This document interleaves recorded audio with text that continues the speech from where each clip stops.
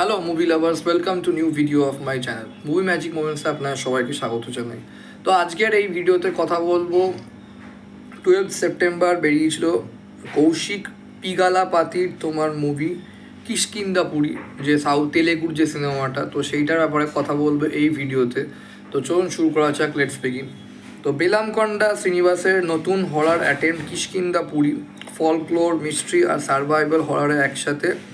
But script কি actually square না just hi, সেটা নিয়েই বলবো।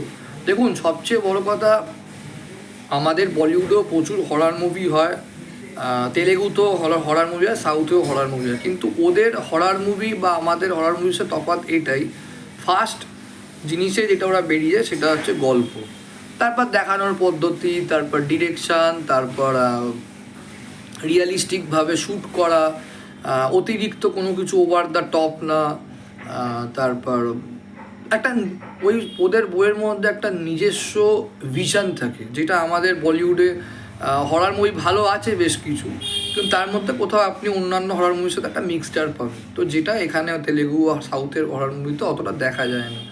তো যাই হোক, সিনেমাটা দুর্ধর্ষ। আমি আগেই বলে দিয়েছি, যারা হরার মুভি দেখতে পছন্দ করেন, যাদের হরার মুভি ভালো লাগে দেখতে, তাদেরকে এই সিনেমাটা দেখা উচিতই বলবো। সিরিয়াসলি দুর্ধর্ষ হরার সিনেমা। রাত্রিবেলা দেখবেন না, স্পেশালি 12টার পর কি মাঝরাত্রিরে মিডনাইটে একদম দেখবেন না, কেন ভয় লাগবে। রিয়েলি স্কেরি সিনেমাটা।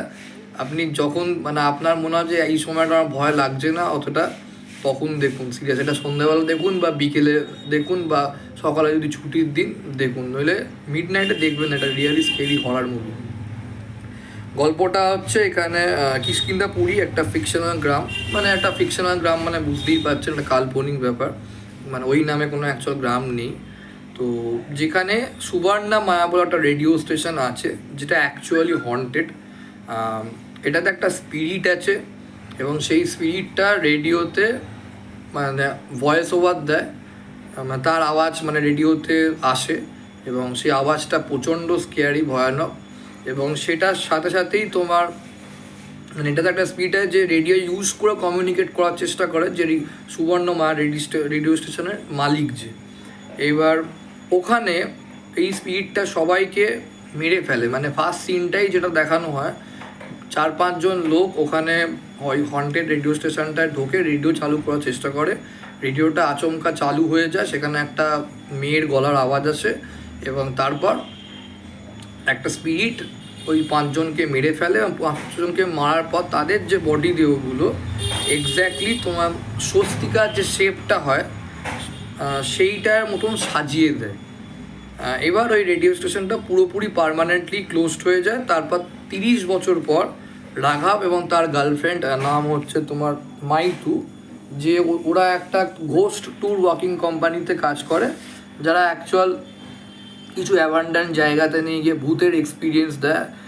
নিজেরাই একটা সেট আপ করে দেখায় যে যেন এখানে এই এই অ্যাবান্ডান্ট বাড়িগুলোতে ভূত আছে, কিন্তু পাবলিক যাদেরকে দেখানো হচ্ছে ট্যুরিস্টদের সেই ভূতের এক্সপিরিয়েন্সটা দেওয়ার চেষ্টা করছে, তারা বুঝতে পারে যে এসব কিচ্ছু না, পুরোটাই ফলস, সাজানো। দেন ব্যাক টু ওরা ওই অফিসে ফিরে আসে, লটারি মতন হয়, লটারিতে এই সুবর্ণ মায়া রেডিও স্টেশনটা ওঠে। এবার সুবর্ণ মায়া রেডিও স্টেশনে গিয়ে ওরা বুঝতে পারে যে কিছু গণ্ডগোল আছে।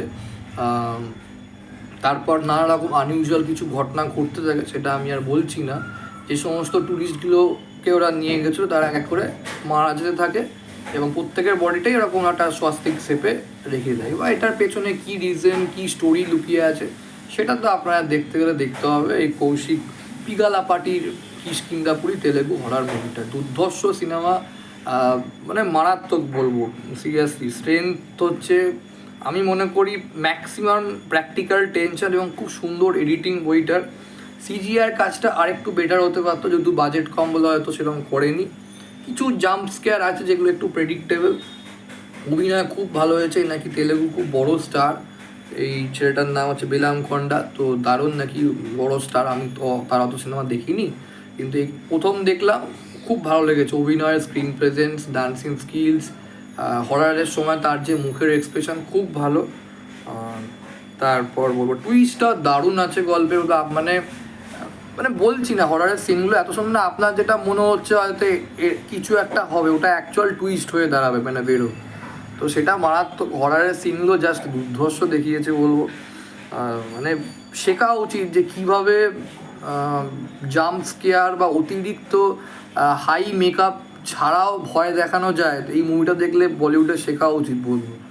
মানে আপনি যেটা প্রেডিক্ট করছেন হয়তো এই জিনিসটাই হচ্ছে, অ্যাকচুয়াল না, সেটা অন্য কিছু হয়ে গেছে। তো এটা দুর্ধর্ষ টুইস্ট মুভিটায় আছে।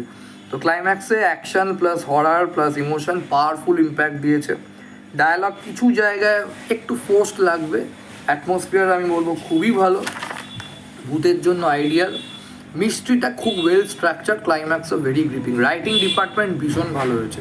কিছু কিছু ক্যারেক্টার আছে, যেমন বিসার বাবুল একটা ক্যারেক্টার আছে ধরুন, তার যে স্টোরিটা যাওয়ার এইটাই হয়েছে, স্পিরিটটা কোথা থেকে চলে এলো, তারপর স্পিরিটটাকে কীভাবে তার আত্মার শান্তি দেওয়া হচ্ছে, মানে প্রতিটা জিনিস খুব ভালোভাবে ওয়েল রিটেনভাবে দেখানো হয়েছে এই কিষ্কিন্ধাপুরী সিনেমাটা।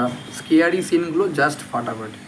সিনেমাটোগ্রাফি, লাইটিংয়ের কাজ, মানে এত অল্প বাজেটও যে ভালো একটা ভূতের সিনেমা বানানো যায় প্রমাণ করে দিল যে তারা সবই পারে, সাউথ আর তেলেগু বলবো।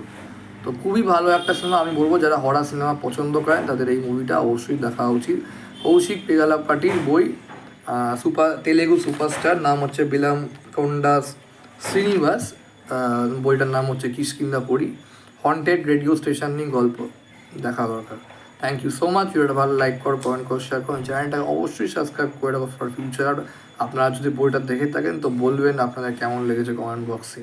আর কোনো হরার মুভি আপনারা যেটা ভালো লেগেছে সেটা আপনারা সাজেস্ট করতেও পারেন, তাহলে আমি সেটা দেখে রিভিউ করবো। Thank you.